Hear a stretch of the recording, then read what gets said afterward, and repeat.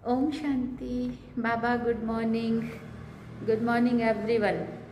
आज बाबा के 12 दिसंबर 2025 के महावाक्यों का सार है।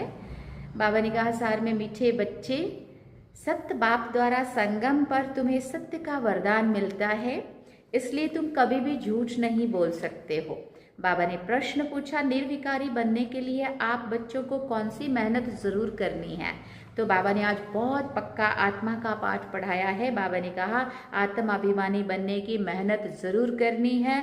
भ्रिकुटी के बीच में आत्मा को ही देखने का अभ्यास करो। आत्मा होकर आत्मा से बात करो, आत्मा होकर ही सुनो, देह पर दृष्टि ना जाए। यही मुख्य मेहनत है और इसी मेहनत में विघ्न पड़ते हैं। जितना हो सके ये अभ्यास करो कि मैं आत्मा हूं, मैं आत्मा हूं।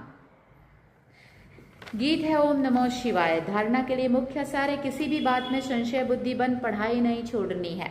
पहले तो पावन बनने के लिए एक बाप को याद करना है, दूसरी बातों में नहीं जाना है।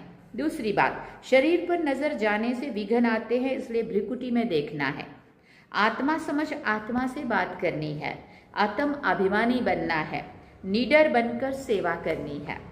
वरदान में बाबा ने कहा, सदा बाप के अविनाशी और निस्वार्थ प्रेम में लवलीन रहने वाले माया प्रूफ भव।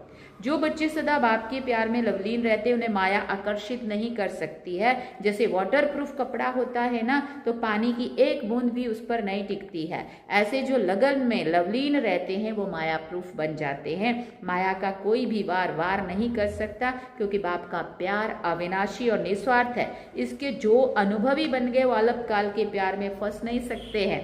एक बाप दूसरा मैं, उसके बीच में तीसरा कोई नहीं आ सकता है।